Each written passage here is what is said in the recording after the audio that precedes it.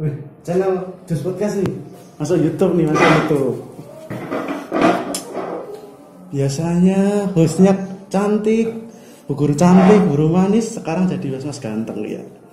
Perkenalkan guys, nama saya David Christian. Kali ini Jus Podcast akan saya bawakan dengan tema Angkatan LDR Jilid 2. Kalau sendiri sih kurang enak ya. Udah malam minggu sendiri, terus belajar sendiri, pergi sendiri. Enaknya kita undang bintang tamu. Siapa itu? Mbak Andrea, bisa masuk? Halo teman-teman. Halo Mbak Andrea. Halo. Gimana kabarnya Mbak? Baik. Nah ini guys bintang tamu kita. Coba perkenalan diri dulu Mbak Andrea. Halo teman-teman semuanya, perkenalkan aku Andrea Evangelista. Aku alumni Yosef angkatan 67 yang baru aja lulus. Yes, angkatan yang baru aja lulus. Pas banget nih kita mau ngomongin tentang angkatan ataupun alumni. Mbak Andrea ini adalah salah satu alumni yang puji Tuhan berprestasi ya Mbak ya. Puji Tuhan. Kemarin mendapat apa namanya itu siswa berprestasi di angkatan berapa kemarin Mbak? Jadi 67. Tepuk tangan dulu buat Mbak Andrea. Mbak Andrea. Mbak Andrea ngomong-ngomong tentang kelulusan nih Mbak Andrea. Kelulusan pastikan dulu Mbak Andrea itu menginginkan kelulusan yang seperti biasanya. Iya. Seperti wisuda menggunakan baju wisuda SMA, foto bersama keluarga, foto bersama teman terbaik, sahabat dan lain-lain. Tapi di tahun yang 2020 sama 2021 itu menjadi tahun yang agak berbeda. Wisudanya itu menggunakan online ataupun daring. Itu gimana Mbak perasaannya? Ya sebenarnya perasaannya pertama kecewa ya, nggak bisa merasakan apa yang diiming-imingin sama orang tua waktu kelulusan. Kamu nanti bisa foto-foto sama teman-teman, terus ya setidaknya itu adalah momen terakhir di SMA ya. Tapi karena pandemi ini jadi nggak bisa, kita semua lewat online. Tapi meskipun begitu, kita tetap punya kenangan yang setidaknya kita punya kenangan lah meskipun itu secara online gitu. Ngomong-ngomong tentang SMA Mbak Andrea, Iya. Dulu di SMA Mbak Andrea di jurusan apa Mbak? Dulu aku di jurusan IPA. Di jurusan IPA. Wali kelasnya? Wali kelasnya Bu Ati. Dari kelas 1 sama terus? Iya dari kelas 10 Bu Ati terus. Apa yang ingin Mbak Andrea sampaikan kepada wali kelas yang ini puji Tuhan ngajarnya dari kelas 7 sampai kelas 10 sampai kelas 12 ya. Ya, saya mau mengucapkan terima kasih. Bu Ati itu sangat sabar sama kelas kita, sama kelas aku. Yang kelas aku tuh bisa digolongkan kelas yang agak bandel. Ya, bukan bandel sih sebenarnya. Emang itu anak-anak SMA itu memang gitu sebenarnya, agak bandel. Bu Ati itu termasuk sabar banget buat membimbing kita semua di SMA ini. Pernahkah Mbak Andrea kena marah sama Mbak Ati? Kena marah, mungkin ditegur ya pernah sih, tapi kalau marah enggak. Oh iya. Ngomong-ngomong tentang SMA Mbak, apa yang Mbak Andrea ketahui itu tentang SMA Santo Yosef sebelum Mbak Andrea masuk ke dalam Santo Yosef sama sesudah lulus? Oke. Yang aku tahu tentang Yosef itu adalah sekolah swasta Katolik yang nggak cuma merhatiin tentang akademiknya aja, tetapi juga kualitas seseorang siswa sebagai manusia dan moralnya juga dididik di sini. Gitu. Dulu Mbak Andrea di SMA masuk juga di OSIS ya? Iya, benar. Dari kelas 10. Dari awal berarti sudah Iya, masuk OSIS. sudah masuk OSIS. Itu masuk OSIS itu memang kemauan sendiri atau dorongan dari orang tua ataupun ikut-ikut teman saja? Kalau masuk OSIS emang sebenarnya juga ada peran orang tua di sini sih. Itu kemauan saya karena saya juga suka berorganisasi dan aku anaknya nggak bisa diem guys. Nggak bisa diem. Kalau cuma belajar itu kayak kesannya monoton sekolah, masa cuma belajar doang, nggak ada interaksi sama organisasi lain gitu kan. Iya. Nah, jadi aku masuk OSIS untuk mencari pengalaman baru dan aku bilang tadi dorongan orang tua karena orang tua aku lebih senang kalau aku aktif dalam organisasi. Mama bapakku tuh nggak senang kalau aku kayak cuman belajar 2 jam di depan laptop atau baca buku, itu nggak suka. Jadi mending kamu habisin waktu yang ada buat organisasi daripada belajar kayak gitu. Sangat bijak sekali Mbak Andrea ini. Malah.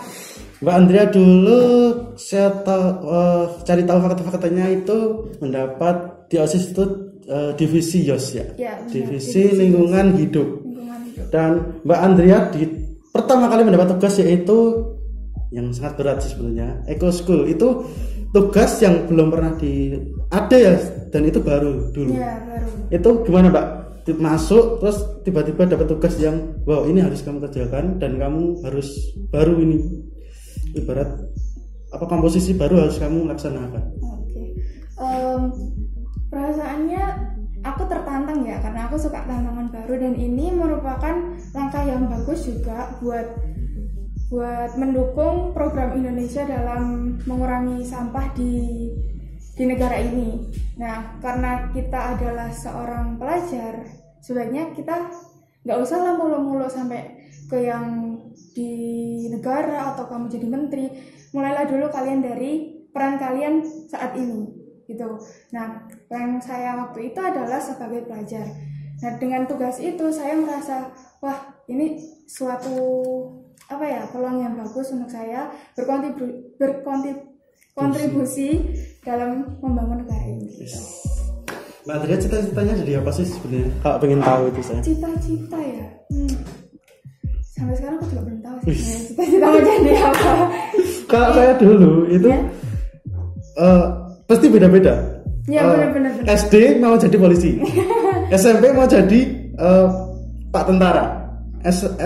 SMP mau lulus mau jadi pengusaha. Masuk SMA ya saat dadine mawon. Iya sih, sebenarnya kayak itu nggak bisa diprediksi, karena cita-cita zaman sekarang itu nggak ada kayak kamu tuh harus jadi PNS, kamu harus jadi ini. Yeah. Semua hobi kita itu bisa dijadikan sebagai cita-cita kita. Yeah. Untuk Mbak Andrea di dalam OSIS dulu pas 2 tahun setengah. 2 tahun setengah pasti ada cerita-cerita menarik atau cerita-cerita yang Mbak Andrea itu nggak bisa lupakan, mungkin sekarang ataupun nanti kalau udah punya anak, wah ini aku punya pengalaman di OSIS itu seperti ini gitu. Apa Mbak? Apa ya pengalaman menarik itu sebenarnya, ntar aku ngeblank guys. Apa ya? Cerita atau cerita lucu sama teman-teman ataupun pergi kemana tentang kegiatan OSIS ataupun apa? Oh, kegiatan OSIS yang paling nggak bisa aku lupain itu yang ke Bandung itu LDK paling lama ya katanya. Kita seminggu di Bandung itu benar-benar membangun solidaritas. Kita cuma punya satu OSIS doang, kita nggak punya yang lainnya. Jadi mau nggak mau kita harus saling mengenal, kita harus saling memahami, kita harus bisa jadi keluarga di situ. Itu sih menurut aku yang titik balik di mana OSIS itu bisa, oh aku mengerti kamu mengerti aku, kita bisa bareng-bareng nih jalannya gitu. Itu adalah momen yang terbaik. Karena apa? OSIS tahun ini pun adegannya nggak seperti kayak dulu. Kita hanya berapa hari gitu. Kemarin 3 atau 2 hari atau 3 hari itu. Dan di sekolah, kalau Mbak Andri kan momennya enak, itu bisa sambil lihat-lihat kota Bandung. Enggak sih, kita cuma di tempat itu, tapi kita emang fokusnya untuk saling mengenal sama OSIS gitu. Kita masuk ke sesi itu Mbak, angkatan alumni. Oke. 2 tahun ini dari 2020 sama 2021 adalah angkatan di mana kelulusan itu menjadi lulusan daring. Oh, iya, benar. Yang biasanya orang-orang sebut ataupun orang luar sebut itu lulusan corona. Itu menanggapinya gimana Mbak? Kalau disebut dengan angkatan corona ataupun lulusan corona? Kalau sebutan itu aku nggak masalah ya. Yang penting yang harus kita highlight adalah cara kita dalam dua angkatan ini dalam melewati masa ini kan yang adalah sangat berat ya. Ibaratnya kayak dikagetkan dengan cara yang baru, kamu harus secara spontan kamu harus bisa beradaptasi dengan hal ini. Itu yang aku highlight adalah kehebatan kita dalam menjalani semua yang terjadi ini. Kalau misalnya label lulusan corona mah nggak masalah. Oh ya, jadi apapun yang dikatakan di orang di luar sana itu nggak buat Mbak Andrea itu nggak masalah ya. Jadi Masalah. sebenarnya angkatan corona itu kurang tepat untuk disebutkan ya. Karena apa? Angkatan 2020-2021 adalah angkatan yang terbaik seharusnya. Karena apa? Mereka memulai sesuatu itu lebih cepat lagi. Ya. Yang biasanya Curi start ya. curi start yang biasa seharusnya itu teknologi itu masih yang akan mendatang kita sudah memakai. Benar. Seperti bekerja itu memakai laptop, memakai internet, sekolah daring dari rumah, dan nggak harus tatap muka sih sebenarnya. Ya. Yang dulu cuma dari buku, textbook, sekarang kita bisa explore melalui laptop, HP gitu kan. Iya. Sekarang bukan buku jendela dunia tapi itu apa namanya? Internet jendela dunia. Tapi jangan lupa baca buku. Iya. Internet itu dampak positif dan negatifnya itu tergantung penggunanya. Benar. Kalau kita nyarinya yang positif, pasti yang keluar akan positif, yang kita dapat akan positif. Tapi kalau negatif, ya kayak gitu lah. Ngomong-ngomong PJJ Mbak, Ya. apa yang Mbak rasa, perbedaan apa yang Mbak rasakan waktu PTM sebelum corona Ya. dan sekarang PJJ? Kalau yang aku rasakan itu cuman di antara cuman tentang apa ya, sosialisasi aja sih yang berkurang. Dimana dulu kita di kelas kan bisa saling ngomong kayak ini kau bisa nggak ini, terus apa dari tempatku aku jalan sampai ujung atau sampai mana, itu kita bisa bangun solidaritas yang istilahnya nggak terbatas gitu loh, meskipun di dalam kelas ataupun saat istirahat gitu kan, ketemu teman dari bahasa, dari IPS, saling nyapa gitu. Tapi kalau di PJJ ini kan kita cuma fokus di kelas kita nggak bisa nih tahu-tahu ngomong sama kelas IPS gitu kan. Iya, iya. Karena kan jadwalnya juga beda-beda. Nah, di kelas sendiri pun itu juga komunikasinya juga bisa dibilang kurang karena kita juga fokus sama tugas kita sendiri. Iya. Dan pasti kita berkomunikasi sama orang yang bisa diajak komunikasi kan. Kalau misalnya kamu tanya pelajaran ini dibalasnya lama kan kamu pasti kok lama banget tau jawabnya gitu kan. Pasti kamu cari teman lain yang jawabnya cepat. Nah, itu juga menurutku mengurangi apa ya, sosialisasi kita gitu. Itu apa namanya, mengurangi sebutan dengan makhluk sosial ya, harusnya berhubungan sama orang-orang. Jadi kita berhubungan dengan layar Ya, dengan seseorang melalui yang layar. kita butuh gitu Iya. loh. Terus Mbak Andrea ngomong tadi kan mendapat prestasi menjadi siswa terbaik. Ya, berprestasi. Itu apakah Mbak Andrea dulu memang aku punya goal di sana, aku punya memang sudah dicita-citakan dari kelas 10 atau memang wah aku gak nyangka dapat ini gitu. Aku kalau tentang reward ya, itu aku nggak pernah expect sekalipun. Kayak aku berusaha terbaik di sini, aku di mana aku berada, aku harus berusaha terbaik di situ. Itu yang aku tanamin di dalam diri aku. Aku nggak harus dapat terbaik, juara 1 itu menurutku cuman bonus ya. Yang aku highlight itu cara aku biar tetap konsisten di mana aku berada, aku bisa memberikan yang terbaik gitu. Oh, Jadi kemarin itu dapet itu juga sebenarnya kaget.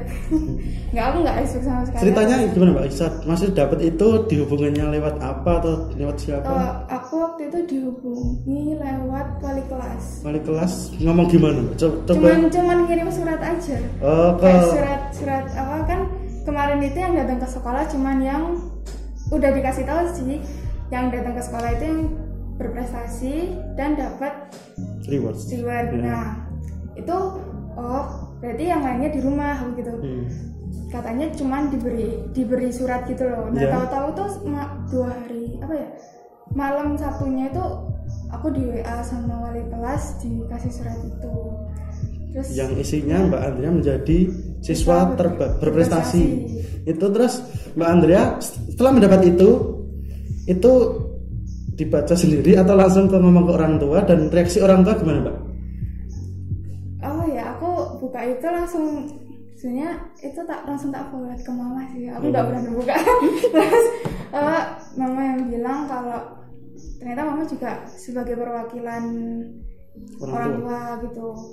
Jadi mama juga nggak seheboh wah aku dapat itu, enggak juga. Kayak cuman ya dikasih selamat. Enggak seheboh itu ya. Ya apa dapat reward langsung di capture di story. Mama aku nggak suka kayak gitu.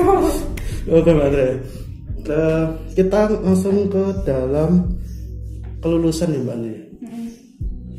3 tahun di SMA Santo Yosef Surakarta, apa yang Mbak Andrea dapatkan dari lingkungannya, dari teman-temannya, dari guru-gurunya, dari pelajarannya, dan apapun di SMA Santo Yosef itu apa yang didapatkan di Mbak Andrea? Satu yang aku dapetin itu adalah solidaritas, teman-teman. Solidaritas. Dimana sekolah Yosef itu kan basicnya adalah Katolik ya, tapi siswa-siswanya itu nggak semuanya Katolik. Jadi secara tidak langsung toleransi yang ada di sini itu sangat tinggi. Kita bahkan kalau misalnya main atau ada acara misa, bahkan teman-teman yang non Katolik pun tetap mau ikut dan menghargai gitu loh kita sebagai Katolik. Atau kalau misalnya ada teman-teman yang Muslim buat sholat, itu juga kita juga menghargai sebagai yang non Muslim gitu. Jadi yang perlu teman-teman ketahui, penonton ketahui itu di SMA Santo Yosef ini bukan hanya teman-teman dari beragama Katolik yang bisa bersekolah sini, tapi banyak juga yang seperti beragama Muslim sekolah di Santo Yosef. Kita tidak ada yang membeda-bedakan ya Pak di sini. Benar. Kita saling menghormati, saling melengkapi, dan itulah ciri khas yang positif dari SMA Santo Yosef ya. Dan toleransinya tinggi. Terus Mbak Andrea, apa yang ingin disampaikan Mbak Andrea untuk dari atas dulu, untuk Bapak Ibu guru mewakili teman-teman yang satu angkatan Mbak? Oke. Untuk Bapak Ibu guru, kami mengucapkan banyak terima kasih karena menurut aku itu gak cuma siswa yang terbebani dalam masa pandemi ini ya. Guru juga menurut saya guru yang paling berpengaruh sih. Dimana guru harus bisa membuat inovasi baru biar siswanya nggak boring di kelas, biar siswanya tetap mau belajar, menuntut ilmu. Saya mengucapkan banyak terima kasih untuk Bapak Ibu guru yang sudah sabar juga membimbing kita, yang kadang mut-mutan dipanggil di meet juga nggak muncul gitu kan. Saya mengucapkan banyak terima kasih. Pahlawan tanpa tanda jasa. Benar. Guru. Terus kalau untuk pesan sendiri dari Mbak Andrea kepada teman-teman yang sudah lulus supaya bisa tetap selalu ingat ke Mbak Andrea, selalu ingat ke teman-teman semua, nanti sukses bisa reuni, maksudnya nanti kalau 10 tahun lagi lah kita cerita 10 tahun lagi kita udah punya keluarga, kita bisa bekerja, reuni kan nggak jadi lupa. Itu apa Mbak? Buat teman-teman sebelumnya selamat, kalian udah lulus, udah melewati masa SMA yang sangat amat berat ini dengan ya bisa dibilang luar biasa. Selamat yang udah keterima juga di universitas yang kalian impikan. Cuman mau bilang jangan pernah lupakan semua yang telah terjadi di SMA ini, meskipun ini juga sebagian ingatan kita adalah online. Jangan pernah dilupakan karena ya semua itu masa-masa di sekolah SMA itu masa-masa yang paling indah. Ada Benar. lagunya juga ya itu ya. Kenapa paling indah? Karena apa? Dari SD, SMP, SMA itu kalau kita lihat itu rasa-rasa di SMA itu walaupun 3 tahun itu sangat tidak bisa dilupakan. Ya lebih banyak SD daripada SMA, iya. Tapi 3 tahun SMA itu paling nggak bisa dilupakan. Iya. Kita bisa mengenal cinta itu di SMA biasanya. Ya, benar. Terus kita bisa sakit hati pun kita di SMA. Terus ya kita sama guru.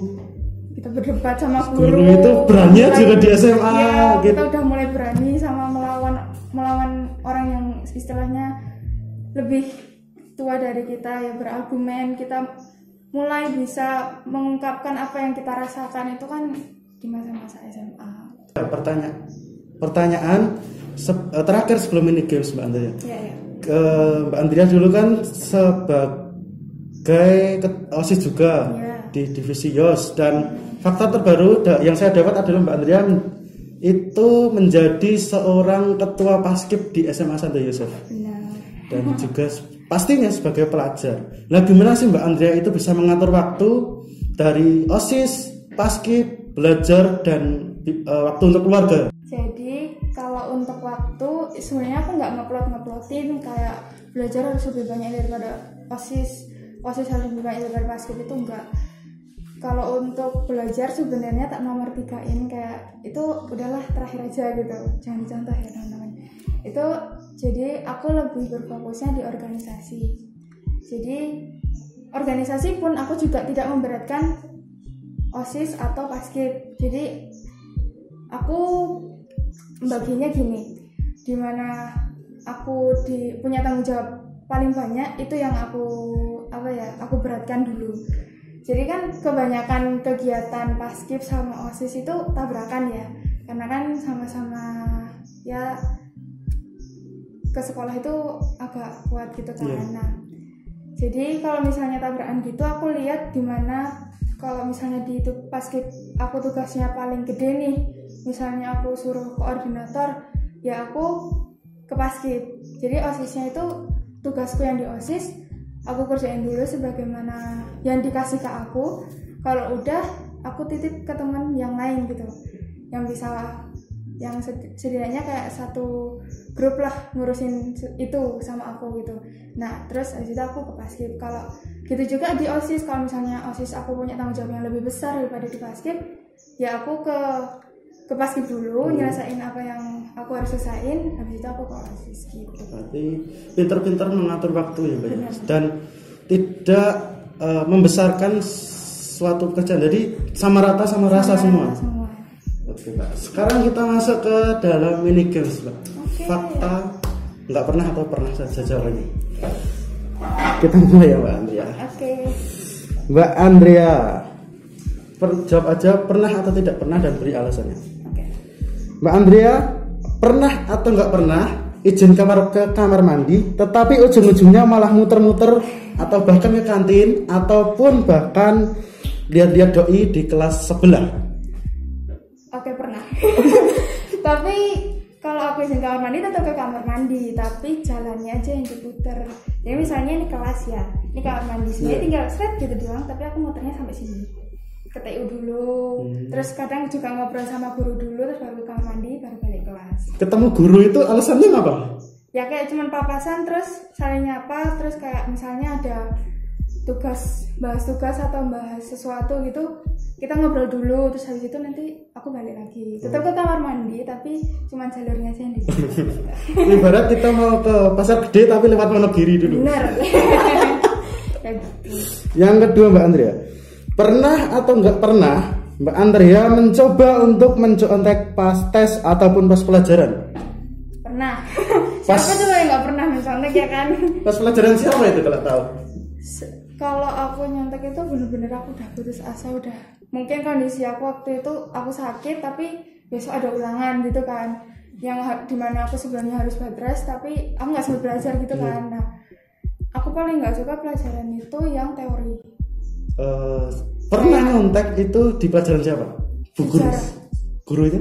Sejarah itu waktu itu Bu Retno. Bu Retno ini. Karena teorinya banyak banget guys, aku tidak bisa menghafal. Oh anak MIPA ya? Iya. Mohon dimaklumi Bu Retno. Enggak apa, kita udah lulus, Mbak Andrea udah lulus. Mbak Andrea, pertanyaan ketiga, pernah atau nggak pernah Mbak Andrea dimusuhin satu kelas?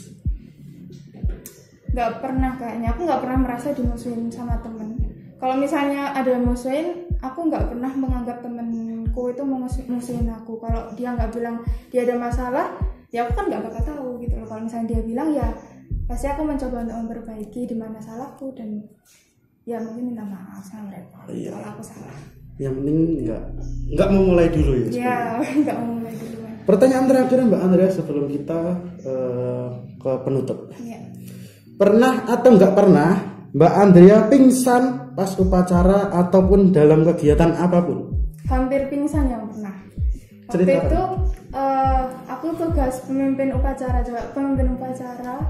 terus tahu-tahu tuh mataku hitam gitu, terus aku jalan dari tengah lapangan ke UKS.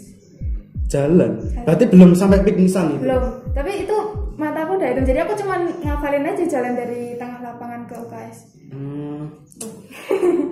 Saya kira Mbak Andrea itu nggak bisa sakit orangnya. Ya bisa dong, aku juga manusia. Oke Mbak Andrea, kita udah di penghujung acara. Ya. Terima kasih banget sudah hadir di Jus Podcast kita kali ini. Terima kasih juga. Semoga ke depan bisa hadir lagi dengan ngobrol-ngobrol bareng lagi dengan tema yang lain. Dan satu lagi Mbak, saya mau minta untuk Mbak Andrea bisa mengajak adik-adik kita kelas 9 untuk menjadi keluarga besar SMA Santo Yosef Surakarta. Oke. Untuk adik-adik kelas 9, join aja ke Yosef. Udah fasilitasnya lengkap. Kalau misalnya kalian nih di rumah sinyalnya jelek, kalian bisa ke sekolah, kalian pakai wifi sekelas itu udah sendiri di situ, kalian pakai wifi-nya kenceng. Itu kalian bisa pakai di sekolah ini buat belajar.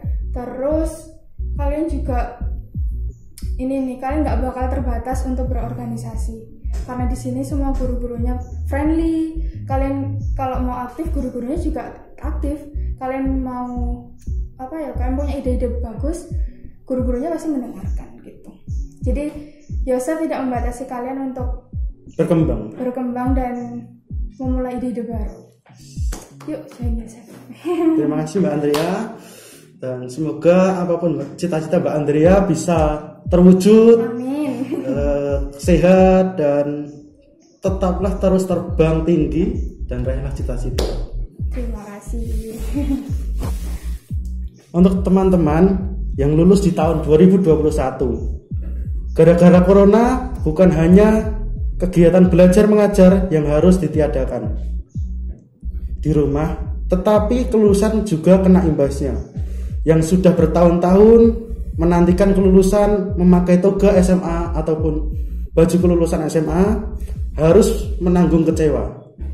Angkatan 2020 dan 2021 seringkali diremehkan dengan kata-kata angkatan corona ataupun angkatan virus. Jangan berkecil hati, karena kalian seharusnya berterima kasih kepada diri Anda sendiri karena sudah melewati masa-masa yang sulit dan akhirnya lulus. Dan selamat untuk angkatan LDR Jilid 2 2021. Tuhan Yesus memberkati, tetaplah terbang tinggi untuk meraih cita-cita. Sampai jumpa di Jus Podcast selanjutnya. Bye bye. Dadah guys.